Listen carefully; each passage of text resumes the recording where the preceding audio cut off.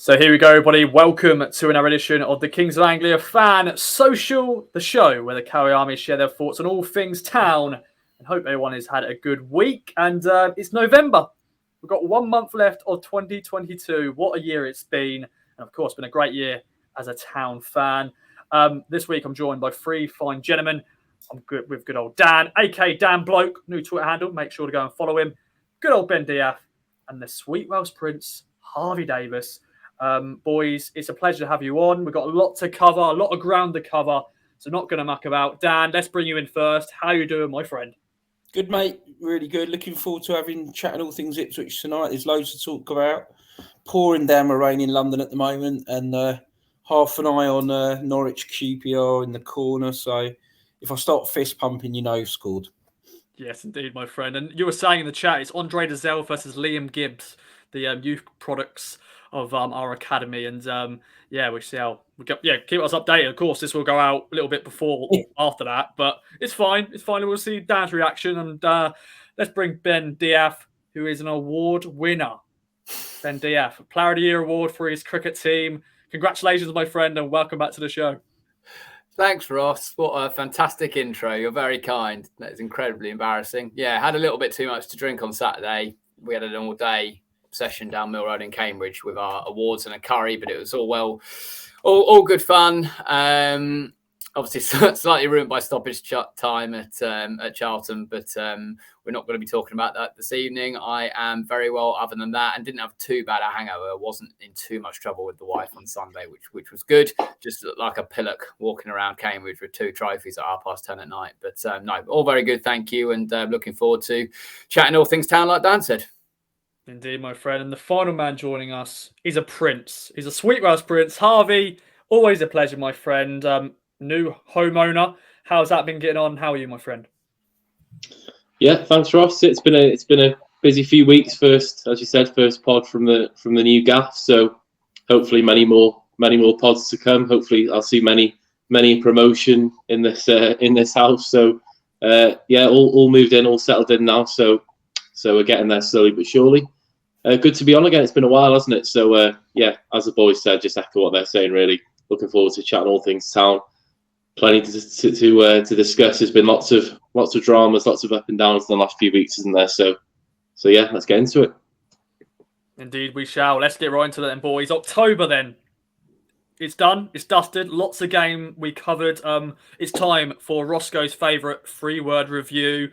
The boys have had to get their thinking caps on, decide what they want to be using as 3 words to sort of describe October, because it's been interesting results-wise. 3-2 home win against Pompey, 3-0 home win against Cambridge, 2-1 win at Morecambe, 1-0 home defeat against Lincoln, but then bounced back, winning on Sky against Derby, 1-0, a 3-2 win at Port Vale, and the game that happened at Charlton on the weekend, 4-4 draw, unbelievable scenes. Dan, 3-word review, my friend. In 3 words, October and expand. I'm going to call it a positive roller coaster. I've just come up with that. I don't know if that quite works, but what I mean by positive is when we go up at the end of the season, you look back on October, 5 wins out of 7 in the league. You'd take that all day long. So it is a positive, and I'll talk about some of the things I found positive in it, but it undoubtedly has been a roller coaster. I mean, the Charlton game at the end of the month encapsulates everything on that, from the ups and downs, and little things within the month. There's been a bit of adversity that we've overcome, and we've achieved some really good, I think, milestones. So all in all, I think October, let's kind of keep it in perspective, put the Charlton result into context. It's been a really, really positive month. And I think just before the boys get stuck in, I mean, it started off with that Pompey win, the 3-2 Pompey win. And obviously, when I look back on that game, it was a game where I just thought we really took advantage of that. We took advantage that we beat a promotion rival who weren't particularly good, if I'm honest, on the day, but you still have to beat the promotion rivals. That's always been a little bit of a knock on Ipswich. Can we do it against promotion rivals? If you remember, we just drawn at Sheffield Wednesday and lost at Plymouth the 2 league games before. So then Pompey came into town and we took advantage. And I think the other good thing about that day was obviously brilliant winner from, well, fantastic atmosphere when Burns scored in the last minute, but a packed house. It was the first one of that ticket deal. And you know what it's like. You get these people into the ground and then sometimes it can be a damp squib. So that was fantastic. And then obviously we followed that up with a pretty comfortable win in the end against Cambridge, 3-0. And I'll let the boys talk about things in that. But again, another game in the ticket deal, and we followed it up. Then we obviously, I think, then Morecambe away. And that's where I would probably say, we did suffer a bit of adversity there, really. I thought Morecambe probably did a job on us for the first 25 minutes, tactically on top of us. We went the goal down. We were in a bit of a pickle. We came back really strong in the second half, and I think that for me was a kind of real proof was, we missed a penalty. We got the second straight after. We went on to win that game. Morecambe away, they're never easy. Look at the Derby result last night. They're fighting for their lives, but massive win away. I think then we came back and I think pretty much we must have bust a few football accumulators that day we lost at home to Lincoln, because I think the expectation in that Lincoln game was we would win and the confidence is really high. I look back at that and I genuinely just think credit to Lincoln actually for that one, because we weren't too bad. Well, we weren't awful against them, but they defended magnificently, and we're gonna get those games now and then. I mean, we'd scored every game in the league. We were scoring and looking like we were going to score, and they blanked us out. And I think just the last 2 games, when the Derby one for me probably felt the most significant one. Yet we're on Sky. We had a good opposition on paper. We had another packed house. It felt like a massive opportunity for the club. Playing on that Friday before the weekend, everyone would be watching that in our, around us, hoping we slipped up. You're never quite sure how we, put the Paul Warne effect, what he's done to us. And what I loved about the Derby game was the fact that we weren't brilliant in the first half, I didn't think, and then we really stepped it up. McKenna clearly got into them. We were a completely different side, handled the pressure and got that goal, and great scenes at the end. And it kind of really did feel after that Derby game when we left the ground, it was like, okay, really look forward to the weekend now. That's a massive win. I know it was only 1-0, but that was a massive win. I'll let some of the other lads talk about Charlton if they want. I mean, I was at Charlton. All I'll say is when you get an end of a game like that, it's for me, it is complete freak result. I mean, how many games I've seen in the hundreds, 300, 400 games, never seen anything like it. Probably won't see anything like that again. There are lessons to be learnt from that game, but let's not, go too, in my opinion, too overboard. But it's based on the last couple of minutes, because we played pretty well. We scored some good goals. Charlton,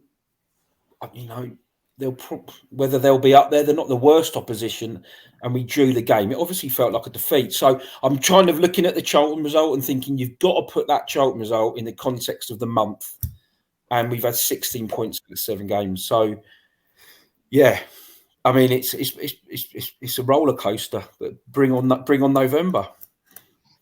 As you said, positive roller coaster, and that's a good 3 words to be fair, because a lot of positivity, and it was a roller coaster. Some games, the Port Vale game, there was lots of goals in that. We had to really get through that, and the Morecambe game, we had to come from behind and win that one. Didn't even talk about Port Vale, so let the lads talk about Port Vale as well. Of course. Thanks, Dan. Cheers, mate.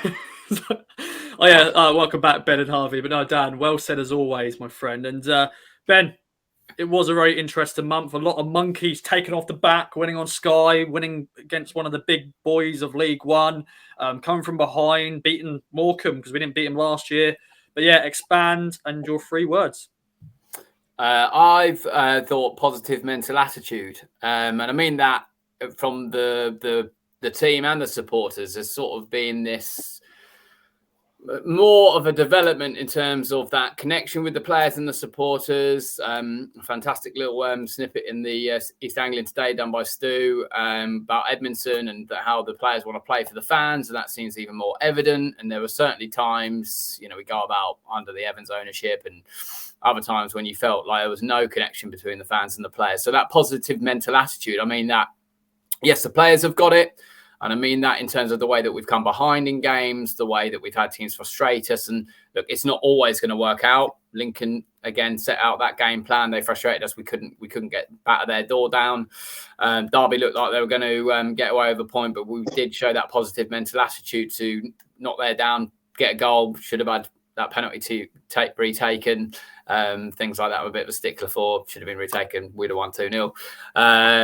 But yeah, Morecambe again went goal down 1-2-1. Port Vale, I know they got it back to 2-2, 1-3-2. The Charlton thing, yes, I know we gave away leads there, but as Morsey said after the game, they're human. They're going to make mistakes. I mean, we're still not the finished article. We're showing, as I said, this positive mental attitude, and the fans are reflecting that off the pitch. The scenes in the away end at Charlton and at Port Vale at the end of the game, Edwards being shoved in front of the crowd against Cambridge, Humphreys likewise at Port Vale. So real positive mental attitude from the club as a whole. The support has got a huge, huge part to play. It's really important now that we try and sell out Portman Road as many times as possible. Had a sneaky look at the Cheltenham game on the 12th. Looks like tickets are going quite well, but we need everybody there every week. It's easy, I know, for me to say that as a season ticket holder. I'm going to be there most weeks. I love going away when I can, but I just think the fans can take a lot of credit. But let's keep going now. Let's keep singing us to games as much as we can. We're going to be frustrated. So everybody, positive mental attitude, Russ. I like it. I like it, my friend. Harvey, then. You've heard from Dan, you've heard from Ben. A very interesting month. A lot of goals scored, actually. A lot of goals scored. Some goals conceded, which is very rare. But yeah, 3 words, my friend. Yeah, it's becoming less and less rare, isn't it, now under McKenna? It's becoming like a 3-2, 4-2s. It feels like some weeks it could be any scoreline. Yeah, my 3 words, I'm kind of contradicting myself, really, because I've got here solid, consistent, a little bit frustrating as well. So I think all 3 of those emotions at various points over the month of October have come into my head. Solid because I think you look at our points return. We beat Pompey, beat Cambridge, beat Morecambe, beat Port Vale. We lost to Lincoln where we had 33 shots I think that day, which, I mean, Dan talks about unique results at Charlton. I think that's a pretty unique result, having 33 shots and not scoring a goal, to be fair. So that was a little bit freakish. Credit to Lincoln on the day. They did a job on us. I think we've seen with their results after they've done a job on quite a lot of teams, to be fair to them. They're on a bit of a roll now. So not the worst result in the world. And then, you're looking at statement wins here. The Portsmouth result really sets us up nicely. That was a massive, massive win. That was, it really, if we would have drawn that, especially after going 2-1 up and then going to 2-2 so quickly, if we'd have drawn that, there would have been a real deflated fan base, I think, because I think some would be thinking, oh, we're back to the same old Ipswich, can't beat our promotion rivals. But to win that Portsmouth game to send us on our way, I thought was brilliant. Cambridge, again, a really tough game. I think I predicted 1-0, and I think it was 1-0 after about 78 minutes. And then our talent and our options off the bench really helped us win that 3-0. Morecambe, as Dan said, wasn't their best performance. I think McKenna came out after the Morecambe game and said they set up completely differently to how we expected, but we dealt with it. The missed penalty and then Evans, taking responsibility and ensuring that was a really important win. Again, a ground you mentioned, Ross, that we didn't win at last season. Derby, where I was convinced we wouldn't win, and we deserved to win it in the end. First half was not a great game. I thought it was 2 decent teams cancelling each other out, but we got over the line with fantastic support, 28,500 in a game that was on Sky. Amazing.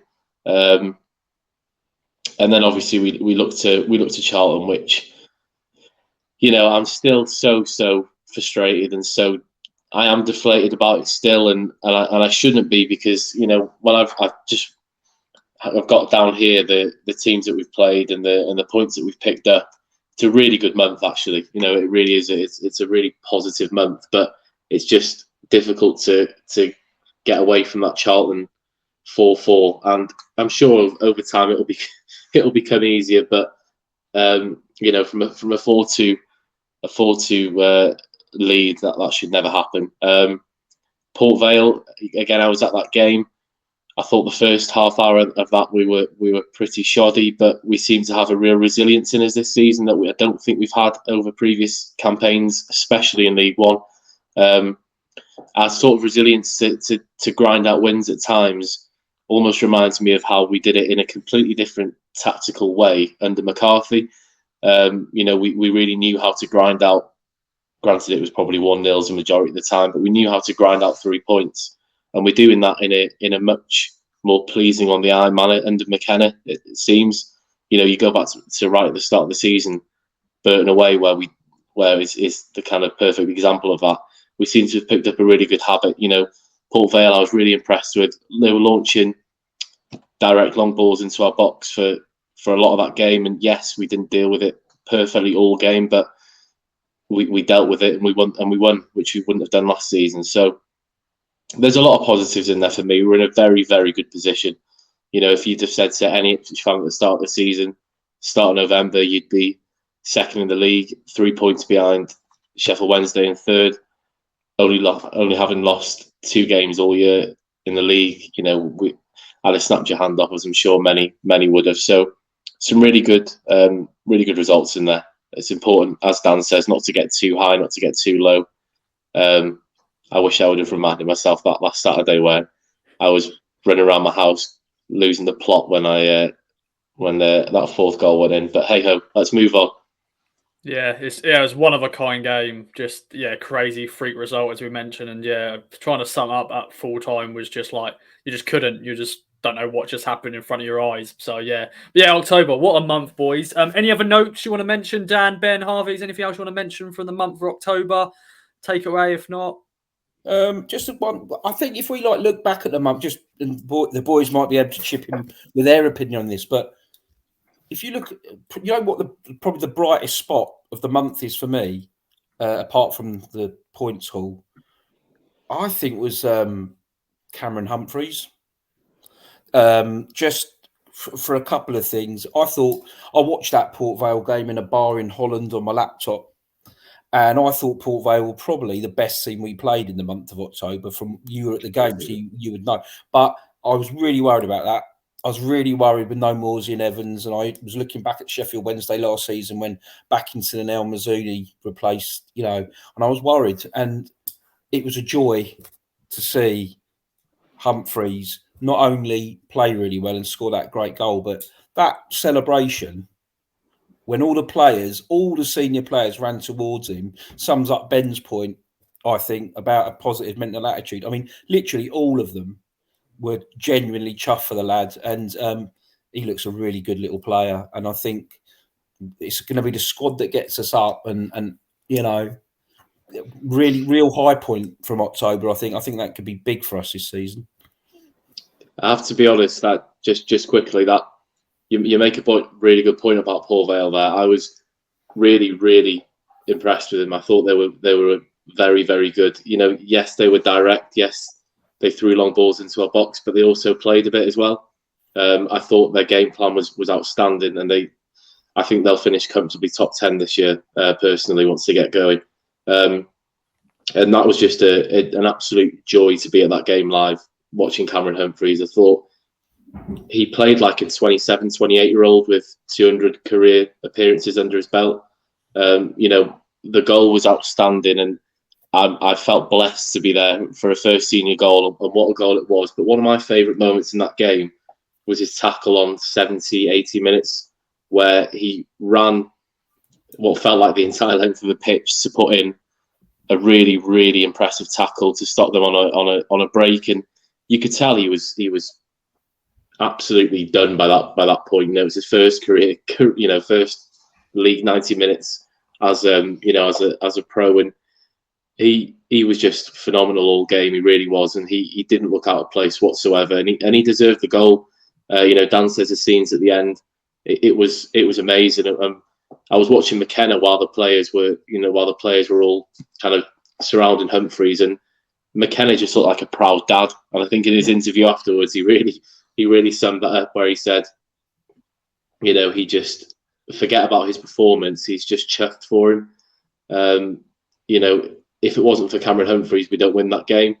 You look at his movement for that third goal was just outstanding. Again, maturity way beyond his years. So yeah, that was a real joy to be at, and that sent me going back to Wales with a smile on my face, just thinking about what a moment that must have been for him. Yeah, definitely. It's definitely one of the highlights of the month. And it sort of segues nicely, actually. And I'll get you in now, Ben, to talk about the question of the week. And it is your player of the month for October. De'Ath Davies has won the official one for the club. There's an opportunity for you guys to sort of talk about some other players. But yeah, Ben, who's your player of the month for October? And any other names you want to chuck out as well? Yeah, fantastic. The lads covered what Humphrey's done for the club over the month. I was at the Cambridge game for the EFL Trophy game. Obviously had nothing on it. A bit frustrating that evening with Edwards getting sent off second book of ill offence, which has been covered enough. Ridiculous. But Humphreys, even in that game, it's the first time I've seen him properly live. Seen him come on, obviously, spits and spurts. It was like that terrible Charlton game last year when he came on left side of midfield. But he's coming on leaps and bounds. I mean, even with 10 men, he was kind of helping dominate the midfield. So he gets an honourable mention without a doubt. I think it's a no-brainer. De'Ath Davies is just becoming so important to this team, and touch wood, touch every little bit of wood, and don't break a mirror, because with your boy Lee injured. If he gets injured, we're really going to be struggling for left-sided centre fullback. So he stepped up exactly when we needed him. Usually he'd be coming off before. I'm sure McKenna will be rotating it quite nicely. He's going up and down. I know the boys on the main podcast on Monday covered it a lot, but he's just up and down non-stop. It's such a great outlet down on that side. It just makes us so much more equal when we attack. I remember the Rotherham game on Sky Sports at the end of last season. They showed sort of 70% of our attacks were going on the right-hand side because of Wes Burns. So it was such an obvious part of the pitch that we had to identify and improve on. And have we done that in abundance over the summer? This guy looks like a real player, looks every bit worth, it is a lot of money, isn't it, for a League One side to pay, but we didn't spend overall a lot of money, and it's gone in the right place, isn't it? It's a place we needed to improve on, and he has shown that. I think that's 2 months in a row he's won player of the month, and thoroughly deserved. And I think when it's that unanimous, that's good. That's good for Leaf. It's thoroughly deserved. I've got, obviously, Freddie Dapo banging in a few goals, which is brilliant. Hopefully puts a few doubts to bed. And I've also got an honourable mention for Carl Edwards, because he's really been in the shadow of things and has come a bit further to the forefront. Not quite right there in terms of starring in every game. Hopefully that's still to come, but he's got a huge role to play. Like Dan said, all about the squad that gets us up. And I think it's brilliant to see him on some fantastic form this month as well. Definitely. And I said in the green room, I asked this question to you guys, and you all said De'Ath Davies, so this conversation is going to be a bit boring, but I'm sure you guys are going to entertain the listeners, the viewers anyway. Harvey, expand on your decision and just some other players you want to mention. Yeah, it's similar to Ben, and I'm sure Dan, it's a no-brainer really, De'Ath Davies. I was lucky enough to be at Portman Road for the opening game of the season. As you all know, I don't get to Portman Road very often, but I was at that opening game. What an atmosphere! And obviously he played that game, and I remember having a debate with good old Segs in the pre-match, where he said that, I think we both said that Lee should have started that game, and he looked really fatigued. De'Ath Davies that day, he looked like he wasn't 100% fit. Obviously gave away the penalty, and you look at him now. I mean, I've never seen a left back who just is he looks so supremely fit, just getting up that left hand side. And Port Vale, he was brilliant going forward, but second half when they were putting pressure on us, he was outstanding defending as well. what impressed me most about that Port Vale game actually was the first probably 25, 30 minutes. They were attacking down our left side, and he probably struggled a little bit. And maybe the Leif Davis at the first 2 or 3 games under McKenna might have crumbled a little bit, but he was, he just kept going and dealt with things really well. And Greg Lee has got a real physical presence. He's a different kind of left back, and he's got a real impressive jump on him. But Leif Davis has got a good leap as well. He's not the tallest, but he wins his fair share of headers. So, yeah, it has to be Leif Davis for me. He's outstanding. Ladapo definitely deserves a mention. I have to be honest, I was at the Sheffield Wednesday away game last not last month now, is it? September.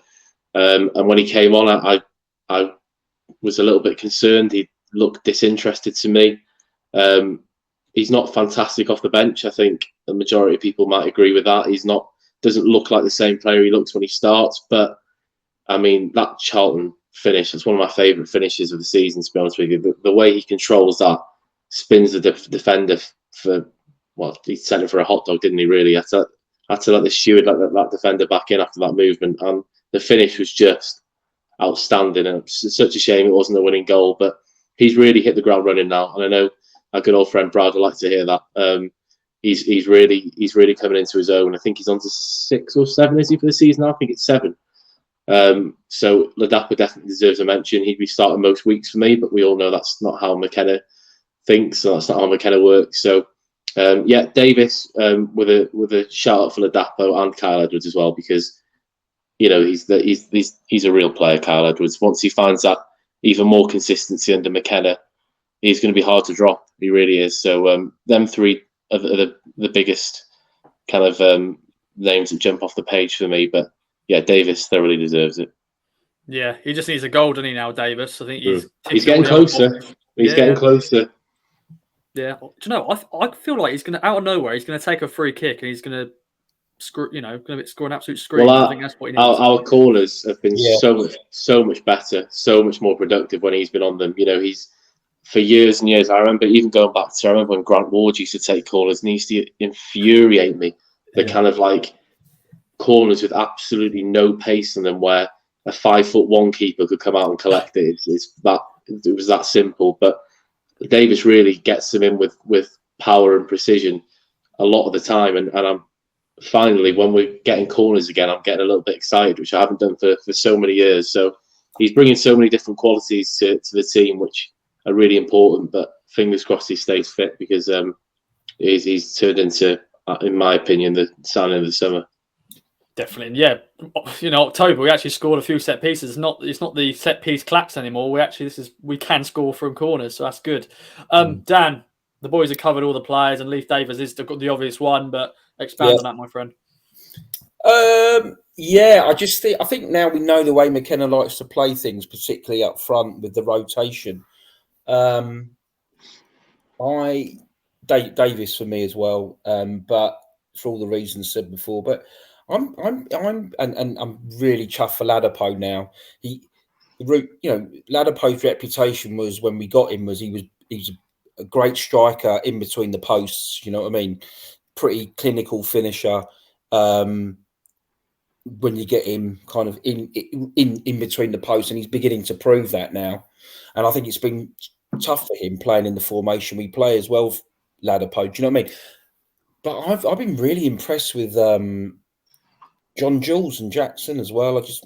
I know, John Jules is. Jackson is just for me is a real McKenna success story. Criticised by a lot of fans, played out of position quite a bit, had some bad games. Let's be honest, he sometimes didn't help himself, but then he got frozen out. But I tell you what, he's like, we finally have a manager that can work out how to utilise his pace. And his attitude's been spot on, and he brings something completely different to us. Whether a starter away from home or off the bench, obviously he can practice his penalties a bit more. But and I think John Jules is being used really well, and I really like John Jules as a player. He has that touch of technical ability that is probably a bit of a level above League One, I think. Can go in and out of games, might be a bit lightweight, but again, McKenna clearly knew with John Jules. He had clearly identified him as an academy talent and have brought him in, and we've kept him fit. I think the thing about John Jules is most loan spells he's been on, he's never been fit, and credit to us, we've kept him fit, and I think he's a great addition. Yeah, you know, and to kind of, you know, Ball's coming into his own now with no Evans and Humphreys coming through, and, you know, even at the back, you know, yeah, a few things we need to definitely improve on at the back, but Keogh's going to have a role to play and has proved he can be effective. So I think the squad's really coming into play. It's quite clever as well that they're kind of all getting minutes. Like, he's giving people minutes. The only people that aren't playing are, you know, Aluko, Evans, Ahadmi, and the lads, the other lads, and Greg Lee, who are injured. You know, but he's which is why I think the Bracknell game has come at just the right time in a lot of ways now with our squad. But we can talk about that later. But it's really paying off. It's really beginning to. We have, you know, and I mean, Walton. I mean, he would have been up there for my player of the month. You know, he made his terrible mistake at Charlton, and I'm not going to knock him for that because he's been you know, he's been brilliant for us, Walton, as well, and he really stands out when he makes a mistake. So, but yeah, looking good. We are indeed, and we're gonna bring on another little feature as well. Of course, goal of the month, because there's been some good goals, a lot of goals. So I'll stick with you, Dan, quickly. There's an obvious one there that could be chosen, but there is some other contenders as well, because there's been some good goals from Town this month. Yeah, it's been some really, really good goals. I think the one I enjoyed the most was the opening goal at Port Vale. And what I loved about that goal was two things. Was kind of on the transition, and Ball looks up and plays a really positive forward pass into Edwards. And then he knocks it on to Davies, who's bombing down the left. That assist from Davies, I want to marry and have children. Because, I mean, without checking his stride, but that left foot is a wand. He just first time, inch perfect, 20-yard assist on a plate for Ladapo. Very simple finish. We made that goal look so simple. We really did. And I just love that goal. I really love that goal. But don't know what the other lads think, because there are quite a few good ones. Yeah, that's actually a good point. We don't do the goal of the month. It's just the goal that you enjoyed the most seeing, and you've watched it back a few times, because that was a good goal against Port Vale, the opening one. So Ben, instead of just like the goal of the month, but just goal that you just enjoyed the most seeing and watching again. Dan's right. Port Vale opening goal is what I'd written down here, best goal of the month. But the one I enjoyed the most, very good question, and incredibly scruffy, but Burns v Portsmouth. What an up and down second half, but great. Dan touched on it earlier, the first game of the Pack Out PR, hashtag Pack Out PR, Pack Out Portman Road. And we thought we'd blown it, haven't we, that day? The Dapo got a wonderful finish for that second goal, and then they get another bloody goal from Bishop. And then, the ball, the way it just looped up in the air. And I was just looking around, even from the upper north, I was thinking that for some reason it's going to be disallowed. Thank God we don't have VAR. I mean, it didn't matter anyway. It had no reason to be disallowed. But I thought it felt like there was a delay. There was a slight delay where everyone thought, is that in? Is that a goal? And then everyone went nuts, which is brilliant. And then everyone was singing at the end because it was quite close to the end. For me, that was really, really good fun. And that was the start of what I was saying with my point earlier about positive mental attitude. Again, I just felt like there's another step in the right direction for this club and that feeling that everyone's got at the moment. I like it, boys. I like it. All right, then, Harvey, over to you then. What has been the most... You've been, you were up there at Port Vale, seeing those goals go in, Humphrey's goal. There's been some great ones. I want to put... I don't know if anyone's going to mention it, but Burns' goal against Derby, because once again, for him to have that composure in front of a massive crowd live on Sky and finishing it, and of course that was the winner in the end, thankfully. But yeah, that's my pick, just for the goal itself and everything. But Harvey, take away. Yeah, just on that Burns goal, I've been kind of one of the first to give Harness absolute pelters, really. I say absolute pelters, bit of an exaggeration. He's had a poor month, to be fair. But he deserves a lot of credit for that Burns goal, because if you look at harness, just as Burns is about to shoot, you can see him doing this, telling him to calm down, as if to say, you've got all the time in the world, take your time with it, and Burns did. So Harness deserves a bit of credit for that, I think. For me, I feel like I have to give it to Cameron Humphreys, because the first senior goal, brilliant finish, absolute peach of a left foot into the bottom corner. But I really, really like that Ladapo goal against Charlton. I really do. I mean, the movement, the strength, the power. As we said, he's not really known to score those kind of goals. He certainly didn't at Rotherham. And I think Ladapo just edges it for me, even though I wasn't there. I was listening to it and watching the highlights back, as I eventually was able to after some days of recovery. It's quite similar to a Didier Drogba goal against Liverpool at Stamford Bridge, like really similar. And I know it's odd comparing top Premier League players to League One players, but it was on that turn and finish. You're right, Harvey. It was a superb. 100%. Yeah, I just, and what I love about it as well, it's in front of a packed away end. Yes, it's not the result we wanted, but just seeing everyone go absolutely nuts was just brilliant. So I think I just give it to Ladapo, because I've watched that finish about 10 times over. It's just rifles the back of the net. So yeah, Ladapo for me. And being in that away end was the hardest I've celebrated an Ipswich goal for a long time. It really was. Chills on you, even thinking about it now. Forget about what happened. It was absolutely insane celebrations. Yeah, very jealous. Yeah, it's just a shame that wasn't the winning goal, because that would be of course, Mosley then scored to make it 4, and we're like, happy days, 4-2. But then, we know the rest don't be days, gentlemen. One of a kind game. Hopefully, we won't look back at that and go, oh, what could have been? But there we go. Right then, October's done. November, here we come. A lot of cup action, of course. Bracknell Town in the FA Cup. But of course, before we get into that, it's time to have a little break for the strike. The regular feature on the social. Dan, Ben, Harvey go head to head. Who will be crowned champion this week? We have 4 questions plus a tiebreaker. Let's get right into it then, boys. Let me get my questions up. Hopefully, as always, haven't put the answer in the questions. I haven't, so that's good. Me, that is a nice pat on the back for myself. Thank you very much. Right then, let's get this right into this then, everybody. Question 1 is on a legend of the football club, and of course, very sad news, of course, recently about Marcus Stewart. He also celebrates his birthday on the day of the Bracknell game. But first question on Marcus Stewart. Now, squad number time. Harvey will take advantage here. But he's the same age as me, so we didn't really see Marcus play that much. But what shirt number did Marcus Stewart wear first at Town? Was it 24, 27, 29? So the first one. Of course, he's famous for wearing the number 11. But yeah, 24, 27, 29. Of course, his goal, his debut goal, of course, the goal at Wembley, 2 goals at Bolton. He would have wore that shirt in.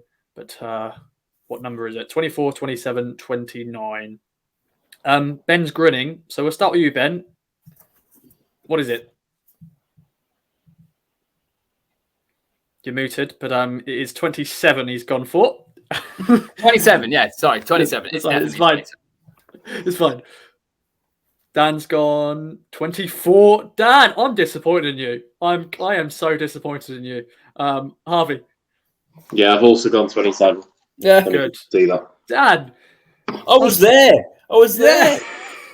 How could you forget that, Dan? How could you not know that? I never look at shirt numbers. But you know everything. You're like Encyclopedia Ipswich, man. You wrote books. Shirt numbers. I never bother. It's my blind spot. I just wouldn't know. Do you know what? I didn't even know. Yeah. Anyway, hang on. I'll shut my dog up.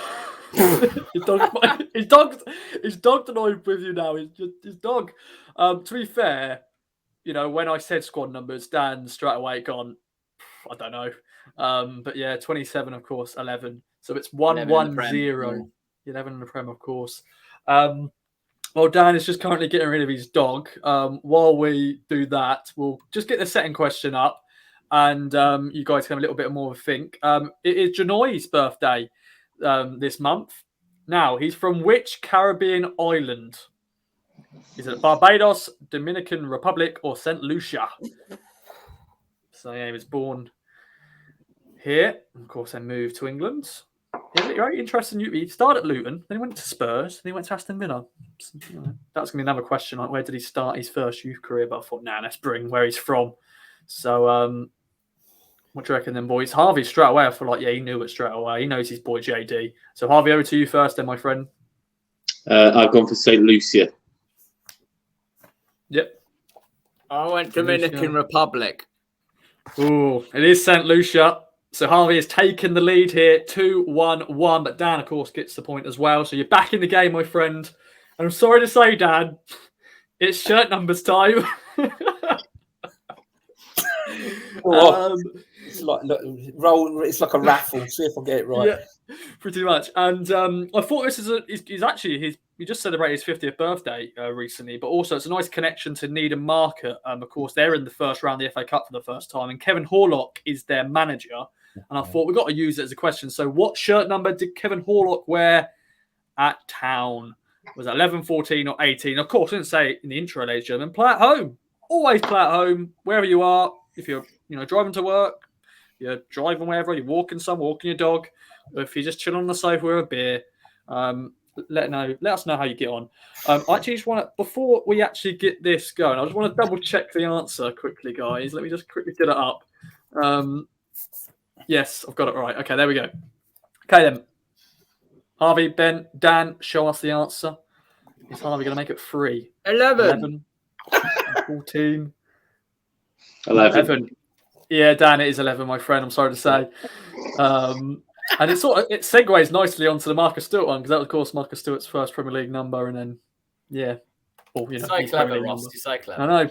I was going to make that the second question, but I thought I'd just, mix it up, because just in case, it worked nicely with Dan. So sorry, Dan, it is going to be shirt numbers time.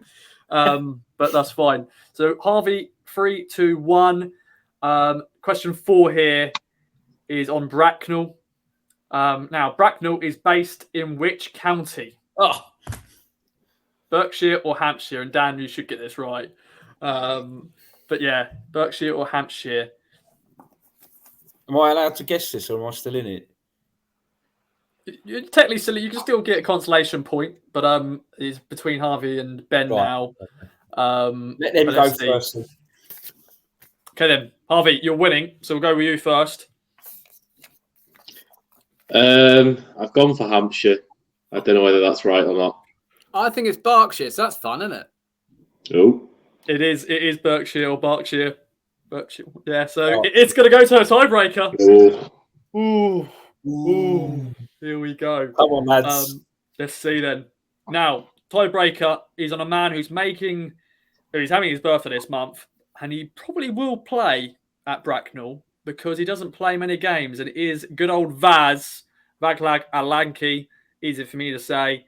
Now, how many clean sheets has he kept for Town in 18 games? He's only played 18 games. Of course, he won the Golden Glove when he was at Salford, and then we signed him, and then he didn't have a great start to his Town career, and of course, we signed Walton, and the rest is history. But you'd think he would start against Bracknell because he does play cup games. So 18.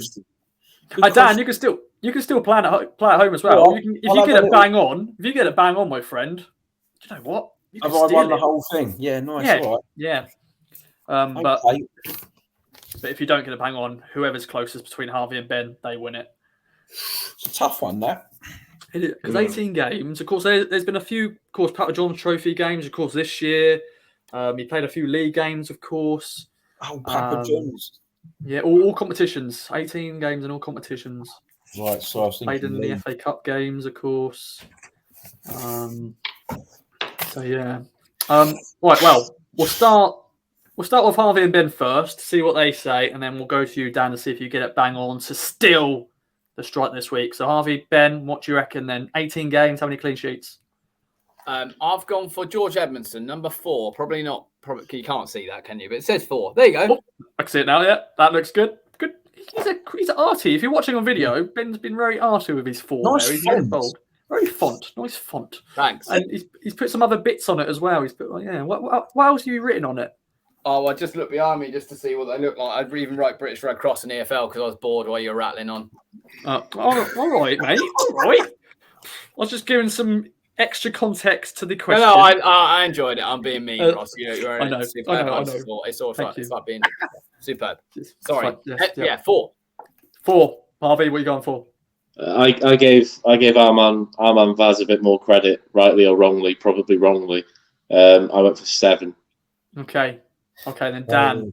I remember that Wickham game where he somehow kept a clean sheet, but I'm gonna go 3. Okay, so sorry, Dan, you haven't got it bang on, but the correct answer is 6. So Harvey has 1. I had 6 written down and I scribbled it out to write 7. Always stick to your first answer. I know, Never change shocking. it, because some people have regretted it. And luckily, you haven't got to regret it this time around because you've won, my friend. Good effort from Ben. Good effort from Dan. But Harvey, you're the winner. Speech, my friend. Yeah, it's an honour. It's an honour, to win such a prestigious competition. Some would say more prestigious than the Champions League. So, what can I say? What can I say? It's an honour. You're going to win an Oscar for that brilliant speech. That is fantastic. Thank you very much. That's my GCSE drama skills coming back into play there. I love it. And I hope everybody at home listening, watching, enjoyed the strike once again. We'll be back as always next week. All right then, boys, to end the podcast, Town are playing Bracknell Town of non-league in the FA Cup first round. We've had some really dull, boring FA Cup ties in the last few years, and for once we got a very entertaining and exciting tie.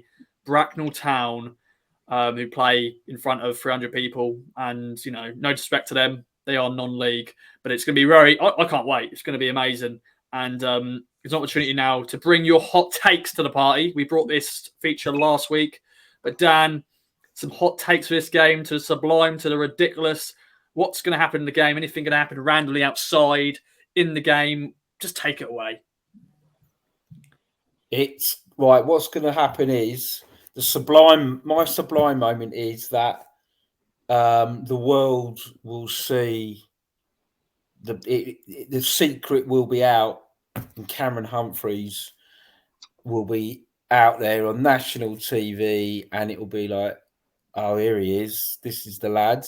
So he'll put in a sublime performance, and we'll sub him off with 20 minutes to go or something, because he's just to keep the kind of keep him as quiet as possible. So I think it's all set up for a Cameron Humphreys masterclass. From a ridiculous thing, I tell you what, it's fireworks night, isn't it? Well, it's the day after fireworks night. Sometimes you get those Monday night firework displays. So I reckon there's going to be a massive firework display going on outside the grounds, because it's the ground's in like a massive open area, and the ref will take them off. Ref will take the players off because the firework display is too mad. You can't hear the whistle, so it'd be like Charlton. This time he'll take them off, and then Cladkey will catch an errant rocket one-handed, right, without even looking, and he'll lob it to Vincent Young, and he'll boot it out the grounds and set fire to an empty porter cabin, which we'll then have to pay for with the winnings when we've won 4-0. There you go. Yeah. Wow. I like it. Good, crazy. That makes mine look extremely boring, by the way. Yeah, me too. I felt like I was suddenly in a comic strip. You're inside my head, which is not right sometimes. I'm going to listen to you boys while I let my dog in. Carry on. Carry on. Yeah. I am Ben. To sublime to ridiculous, and also I want to get your teams. Who you're going to, because of course the FA Cup is an opportunity to do rotation, but McKenna doesn't do that often. We'll get into that shortly, because I know, Harvey, you're a big fan of just getting your lineup out there. I think you're ready to post your lineup even before we even finished the Charlton game. You already had it out there. But Ben, hot takes, my friend. Yeah, about Harvey, when he moved into his new house, he's got first thing that went up was like the tactics board with the blue and white mark. Yeah. Moving in the kitchen. Yeah, I've got four different tactic boards with 4 different formations, and that's our discussion over tea. What do we prefer? 3 at the back, 4 at the back. Standard dinner time conversation in North Wales, that is. Huge shout out to my missus, because I often talk to her about town and the teams and stuff. And it's like, oh, we got this young lad, Humphreys plays so well. And she's like, oh, yeah, like sort of entertains me like a 5-year-old. Like, oh, lovely. Yeah, me too. Yeah. Yeah. FA Cup, Monday night, Ross. Yeah, thank you. I mean, in terms of what we'll be hearing, we'll get all that dross from, because it'll be ITV4, so they're not going to have the best pundits or commentators. I mean, I don't think anybody's punditry on covering Ipswich on telly is particularly good. The research teams aren't very good, but you'll get all those things about, Ipswich won the FA Cup in 1978. Yeah, no, we know, lads. And then we'll get all the amazing story about Bracknell, and we're on the brink of collapse of the club, and then the chairman will be everywhere, because I think I've seen him more than my wife over the last couple of weeks. He's been absolutely everywhere, that bloke. I mean, fair play to him, and you got to make the most about these opportunities. That's not really a diss. It's just more a case he has been everywhere. But it'll be a whole media loving him on Bracknell. But I think Ipswich will probably spoil the party. I hope for an early goal, but I think we will see a worldie. I've written here, I really sense there's going to be like a 30-25 yard screamer, and also a Bracknell own goal. I think with our pressure there'll be an own goal as well. So and then hopefully some ridiculous person in the crowd wearing fancy dress. I wrote that as well. I don't know what it'll be. There may be a few sort of foil FA Cups, but I hope there's somebody in a really silly fancy dress outfit that we get to see on the telly. That's what I'll also think we'll see. Oh, well, that's a good shout without the own goal, because I always feel like when non-league teams play a league team, there's always just, I don't know, because there's so many balls going in the box, just the defender hits his face or something, or just into his own. We can only hope. We can only hope, indeed. Okay, and Harvey, before I go to Dan, Ben, everything about team and more predictions, what is your hot takes from the game? My hot take is that Ipswich will go 1-0 down in the opening 10 minutes and then win by 5 goals to 1 with Freddie Ladapo scoring a hat-trick. Oh, yes. Spoiler alert for my team there, by the way. I hope we don't go 1-0 down. It just strikes me as one of those games. How is that going to happen? Is it just going to be? It's probably a recurring theme, some sort of horrendous long ball which they just launch into our box. Bit of a mixer, tight pitch, unbelievable scenes. Bracknell are winning. Could it happen? No, it doesn't happen, because Ipswich end up winning 5-1. End of story. Fair play. We've seen it before. Some non-league clubs have somehow surprised teams out of nowhere and scored an early goal. And just hadn't had enough to go on to win. But, the magic of the FA Cup and stuff. But as we're Ipswich Town supporters, we don't want that to happen. Any other time, Colville, I think they're playing Charlton. Do that against Charlton, but not against us. We've had the embarrassment of already losing against non-league clubs and Barrow last year. Just please don't do it this year, boys. Dan, to sort of expand the chat on Bracknell Town, there's going to be a lot of content coming out for the game. But how are you feeling going into this one? Because it's the FA Cup. We've not won the FA Cup games very well in the last few years, but this has got to be a bit different, and the team as well. Yeah, well, we're in a hiding to nothing, aren't we? Like, if we win 3-0, it's expected, maybe 4-0. So it's not in I've been to Bracknell Town, and I knew the little story. I knew the manager who was sacked. He was manager of Bracknell for the last 2 years, and he got sacked in the 10th of September, Bobby Wilkinson. And you can imagine how gutted he is that not long after he's sacked, they've gone and joined Ipswich in the FA Cup when he got them winning through the first rounds. Anyway, that aside, I think we'll win 3-4-0. It's apparently pouring with rain every day now down there, so it's going to be a very wet pitch, a tight pitch. That could work two ways. I think, to be honest, that will work in our favour. I'm looking forward to it. I was well chuffed when the draw was made and what it means to that club. Yeah, the chairman. Can I just say that nonsense story that came out about? I don't get how they've charged 25 quid for kids and adults because they're paying for Ipswich to stay in a hotel. Apparently, it's like, mate, it's Bracknell. It's like it's Reading. It's like we're Ipswich. We'll just, you know what I mean? I don't understand that at all. So I think he was getting an early dart in at us, but I think we'll win 3-0. I think with the squad we've got now, we kind of can put out a really, really strong team, whatever it is. And if it's the McKenna factor, he's going to have us completely prepared. He's going to have us well at it. And whatever team we put out, you know, we'll win.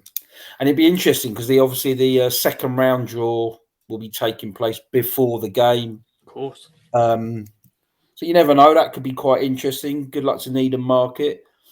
You know, Ipswich or Bracknell will play Needham Market. Would be quite a nice one. You never know what the context of the game, but we'll see. But yeah, come on, lads. We can't let ourselves down on this. This would be the worst of the worst. I mean, this really is the lowest team in terms of league position I think we've ever played. So let's just do the job.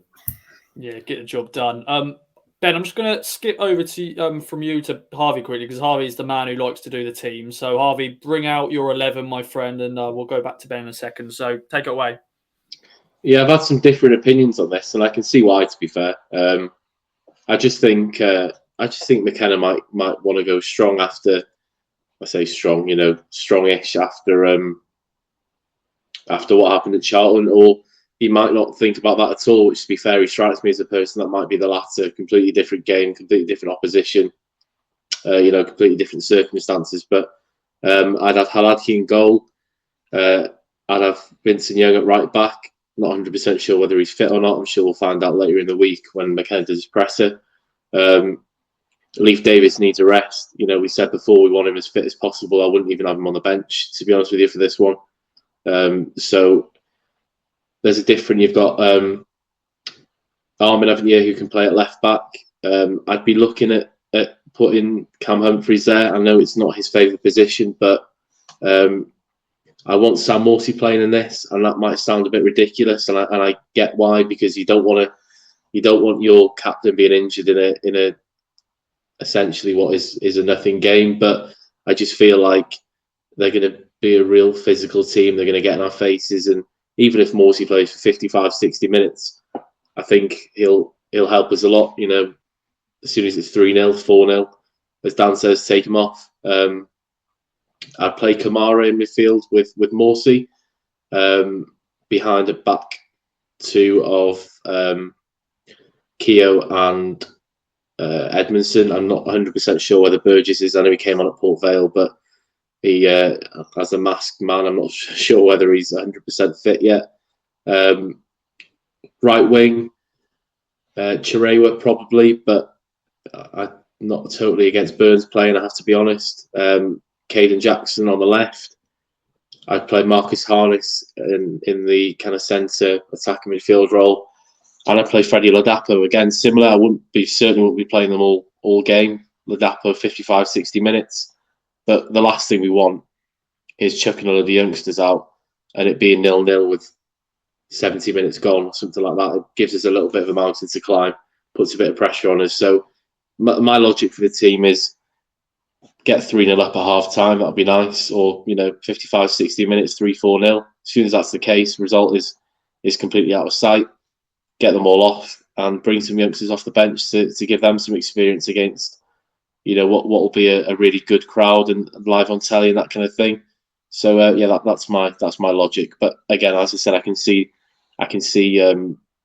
the side of it of you don't want to risk your best players for Bracknell Town. Yeah, very true, very true. And as Dan says, it could be a wet pitch. I hope it doesn't rain on the evening, because on the night of the game, because that would just make it will still be a great occasion, but rain just ruins your day if it just is pissing it down, and there's no cover or anything like that. But I'm sure everyone will enjoy the game. Well, Ben, everything's been said so far. How are you feeling going into this one? We're excited when the draw happens. Big game on Monday night on TV, non-league versus former FA Cup winners, just to put it out there again. But yeah, how are you feeling? Yeah, about the team, obviously Hladky in goal, definitely. Be good to for him to get some minutes and keep him involved. The team spirit again seems great, so I don't think there's an issue with him being unhappy. But definitely deserves a chance.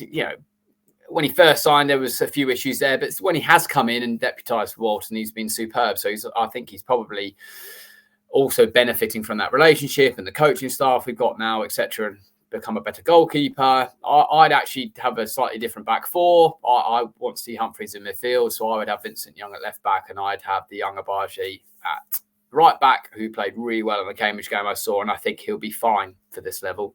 And I'd have Keogh. And if Burgess is ready, I'll play Burgess. If he's not, then it's Edmonton or Wolfington, whoever needs the minutes in terms of who we can not risk, but who is freshest, if you like. And if that has to swap because Burgess isn't quite ready, then fine. Midfield, I'd keep with Ball because I think that he needs the minutes more into the building from missing sort of the beginning of the season. I think, Saturday to Monday is a long rest, and I think he can get those 60 minutes. I don't disagree with Harvey's point about Morsey playing, but I would play Ball and Humphreys. They had that partnership at Port Vale. And then moving from there into the forward positions, I think definitely John Jules, definitely Jackson, and I'd probably play Chaplin and Harness in terms of, and they can mix around however they like.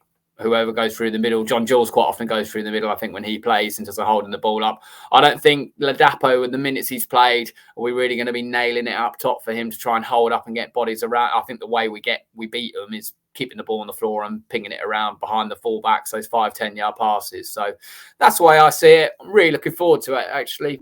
I love it when we're on telly. If I can't get there, I couldn't get a ticket for Berkshire on a Monday night. So, looking forward to it, mate. Fingers crossed we get a comfortable win, as Dan has predicted. And as Harvey said, Ladapo hat-trick would be fine if he plays. Brilliant. Definitely, my friend. Definitely. Well, boys, it's been a pleasure. Just over the hour mark now. It's been a great pod, lots of content. But as always, any other business? Dan, anything else you want to mention, my friend? Macaulay Bond's just coming on for QPR with 8 minutes to go at Norwich. People know this, Dan. By the time you hear this, you will not have been able to make a bet. But I'm going for Macaulay Mon with a injury time winner at Carrow Road. And thanks, that was a brilliant pod, by the way. Can't wait for November. Indeed. Yeah, if you are listening to this on the Monday and you know this has happened, doesn't matter. It's timeless. Also, I love that from Dan. Who looks forward to November? That's great. Yeah. It's dark, it's miserable, clocks have gone back. Yeah. Yes, perfect weather. Yeah. It's the first time today I really put on a big coat. And I was like, oh, really? My coat's called Peter Storm. That's just what the branding is, and it's not Ross. We all know it's called Adidas. Yeah, no, you can try and fool us all you want, mate, but it's not working. I thought he was a porn star. Apparently. Yeah, Peter Storm. Don't know how to segue into this one, really. Ben, any other business? Ross stole his jacket, Dan. Yeah, but Ben, any other business, my friend? No, mate, that little bit was brilliant. Well done, everyone. And I hope people enjoyed listening. As Dan said, I know what he means. Roll on November. Good to have a little break from the league. And then we've got, obviously, the Cheltenham game. Let's go. Indeed. Let's go. Harvey, over to you. Yeah, just to echo what the boys have said. Really enjoyed that. Enjoyed being back on, discussing all things town. Big November coming up. Start with a thumping result at Bracknell. That'll be very nice. Fingers crossed for a Macaulay Bond goal as well. That'll be nice. He needs to play games, and I do feel sorry for him not playing games, but hey ho. Come on, you Blues.